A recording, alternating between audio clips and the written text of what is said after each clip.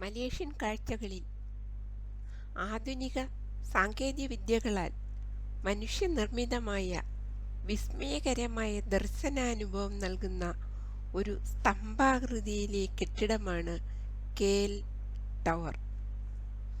ഇത് കോലാലംപൂരിലെ ടെലികമ്മ്യൂണിക്കേഷൻ ടവറാണ്. ലോകത്തെ തന്നെ ഉയരം കൂടിയ ടവറുകളിൽ ഒന്നാണിത്. പെട്രോണാസ് ട്വിൻ ടവർ വരുന്നതുവരെ ഇതായിരുന്നു മലേഷ്യയിലെ ഏറ്റവും ഉയരം കൂടിയ കെട്ടിടം. ഇതിന് 5 ഭാഗങ്ങളുണ്ട്. ഒന്നാമത്തേത് അടിത്തറ. കാറ്റിനെ പ്രതിരോധിക്കാനുള്ള സംവിധാനങ്ങൾ ഇതിലുണ്ട്.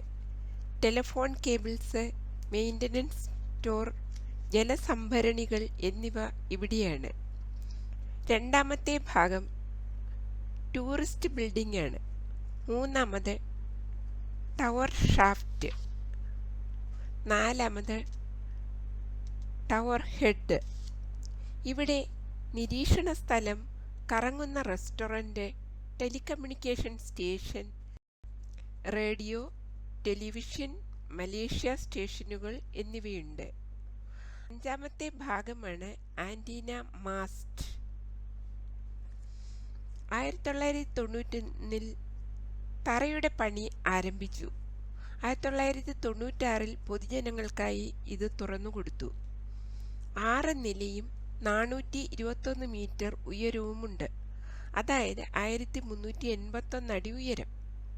മുറ്റം മുഴുവൻ പച്ച പുല്ലുപോലെ തോന്നിക്കുന്ന കാർപ്പറ്റ് വിരിച്ചിരുന്നു. ടിക്കറ്റ് എടുത്ത് ഉള്ളിൽ കടന്നപ്പോൾ താഴികക്കുടങ്ങളിലെ ഗ്ലാസിലെ മനോഹരമായ കൊത്തുപണികൾ കണ്ടു. കിഴക്കിൻ്റെയും പടിഞ്ഞാറിൻ്റെയും ഇസ്ലാമിക് ആർക്കിടെക്ചറുകൾ ഇവിടെ സംയോജിക്കുന്നു. കയറി നിരീക്ഷണ സ്ഥലത്തിറങ്ങി. അവിടെ ലോകത്തെ പല ഭാഗങ്ങളിലുള്ളതും ഈ ടവറിനോട് സമാനത തോന്നിക്കുന്നതുമായ ടവറുകളുടെ മാതൃകകൾ പ്രദർശിപ്പിച്ചിരുന്നു. ധാരാളം ഷോപ്പുകളും അവിടെ ഉണ്ടായിരുന്നു. വെളിയിൽ ഇരുട്ട് പരന്നിരുന്നു. നക്ഷത്രഖചിതമായ ആകാശം പോലെ നഗരം മുഴുവൻ ഒരു ക്യാൻവാസിൽ എന്ന പോലെ പരന്നു കിടക്കുന്നു. രാത്രിയിൽ എത്തിയാൽ മാത്രമേ ഇതിൻ്റെ മനോഹാരിത ആസ്വദിക്കാൻ കഴിയൂ.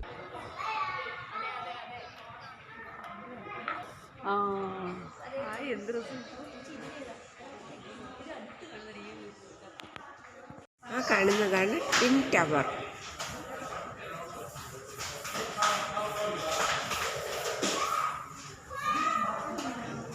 റംസാൻ തുറ കാണാൻ ഈ ടവർ ഉപകരിക്കുന്നുണ്ട്. ഞങ്ങൾ തിരിച്ച് താഴെ ഇറങ്ങി ചുറ്റിനുമുള്ള വെളിച്ചപ്പൊട്ടുകൾ നോക്കിയിരുന്നു.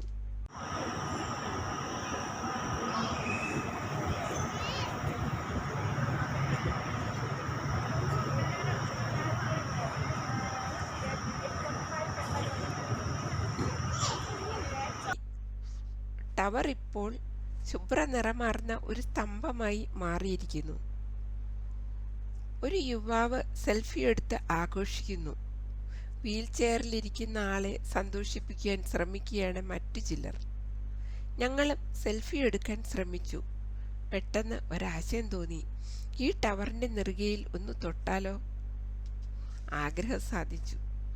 പെട്ടെന്നാണ് അത് സംഭവിച്ചത്. തൊട്ടടുത്ത സൗണ്ട് ബോക്സിൽ നിന്നും മനോഹരമായ ഒരു പാട്ട് ഒഴുകി വന്നു. ഒപ്പം ടവർ വർണ്ണജാലത്തിൽ നൃത്തം ചെയ്യാൻ തുടങ്ങി.